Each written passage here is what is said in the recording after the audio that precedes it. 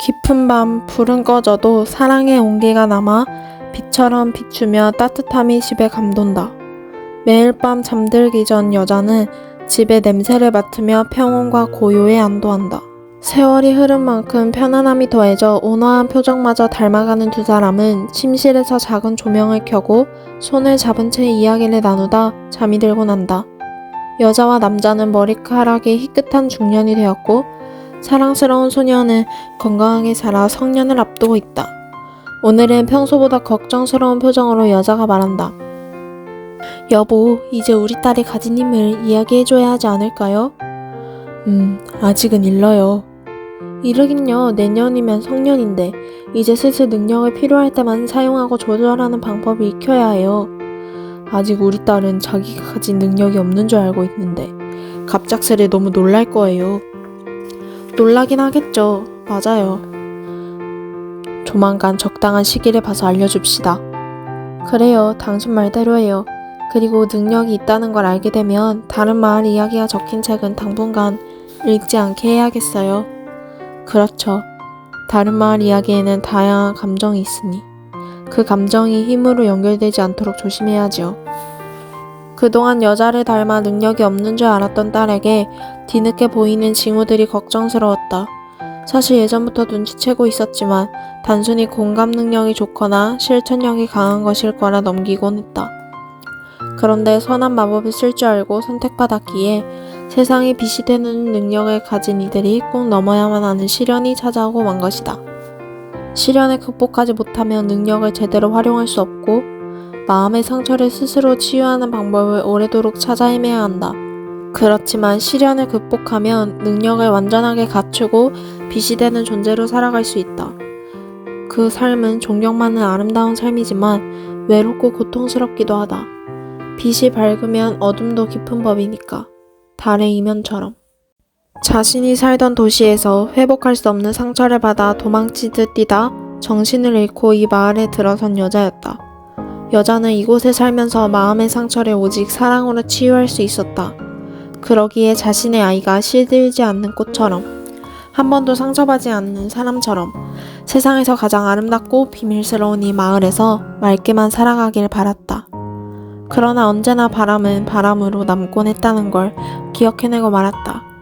딸과 이야기를 나누는 이들은 마음이 편안해졌고 자신이 원하는 것을 이루는 딸의 능력이 점점 부각되었다. 이제 마을에 없는 다양한 감정을 익히고 조절해 마을 밖으로 나가야만 하는 시기가 오고 있었다. 이 마을에서는 선택받은 소수만이 세상으로 나가 선한 마법과 능력을 사용해 빛이 된다. 원래라면 아주 어릴 때부터 징후가 나타나 트레이닝 스쿨에 다니지만 여자의 딸은 성년이 다 되어 능력이 발휘된 특수한 케이스였다.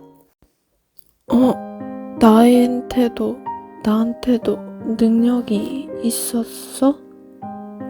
늦은 밤까지 책을 읽다 물을 마시러 나온 어린 소녀는 열린 문틈으로 흘러나온 불빛을 따라 나갔다가 엄마와 아빠의 이야기를 듣게 된다. 소녀는 너무 놀라 그 자리에 멈춰선다. 이상하게 가슴이 두근거린다. 나에게 대체 어떤 능력이 있는 걸까? 그 힘으로 누구를 도와야 할까? 다른 마법 능력을 가진 이들처럼 마을 밖으로 나가야만 하는 걸까? 한 번도 경험해보지 못한 세상은 어떤 모습일까? 걱정과 기대가 동시에 몰려온다. 벽에 몸을 붙이고 숨죽여 엄마와 아빠의 이야기를 엿듣는다. 그런데 우리 마을에 2가지 이상의 능력을 가진 사람이 있었나요? 아마도 지난 세기에 있었다고 들었어요. 작은 말소리에 집중하다가 일순간 다리에 힘이 풀린다. 벽에 붙잡고 2걸음 떼어 간신히 의자에 앉는다. 능력이 있다는 것도 놀라운데 2가지라니. 어지럽고 혼란스럽다. 창밖을 보니 유난히 평소보다 깊고 어두운 밤이다. 달도 별도 얼굴을 가린 밤, 마을 밖으로 나가는 경계의 문이 열리는 밤. 괜찮을 거야. 아무 일도 일어나지 않을 거야. 정말.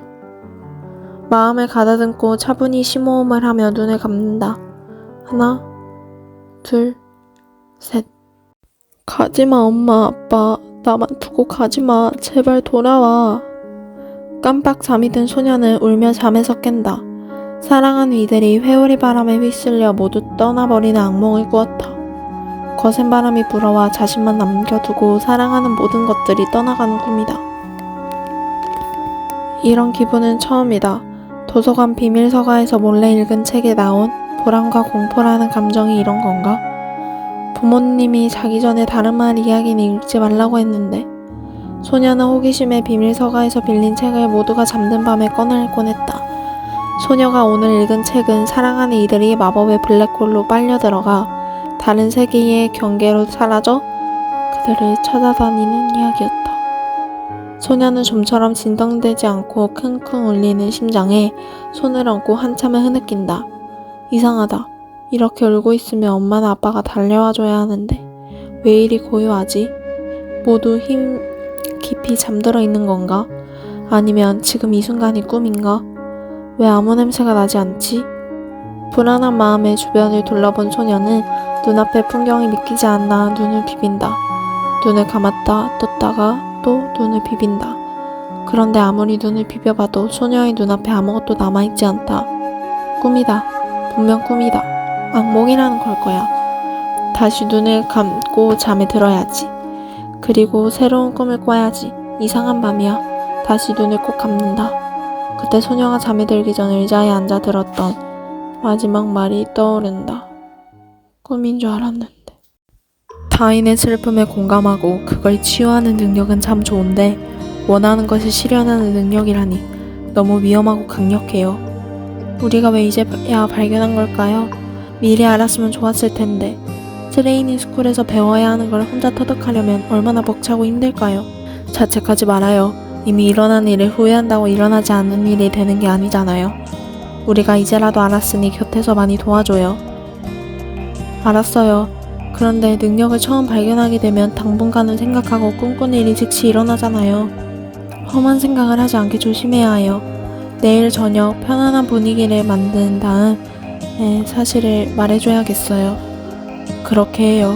그런데 두 능력이 다 발휘되려면 뒷말은 미처 듣지 못하고 잠에 들어버렸던 소녀는 끝없는 후회에 빠진다. 뒷말을 마저 들었어야 하는데, 아니 물을 마시러 나오지 말았어야 하는데, 아니 늦은 밤까지 깨어있지 말았어야 했는데, 아니 부모님의 이야기를 엿듣지 말았어야 하는데, 아니 애초부터 다른 마을의 책을 읽지 말았어야 하는데, 비밀서가에 들어가야지 말았어야 하는데, 생각할수록 눈덩이처럼 불어나는 숱한 후회들이 흘러간다.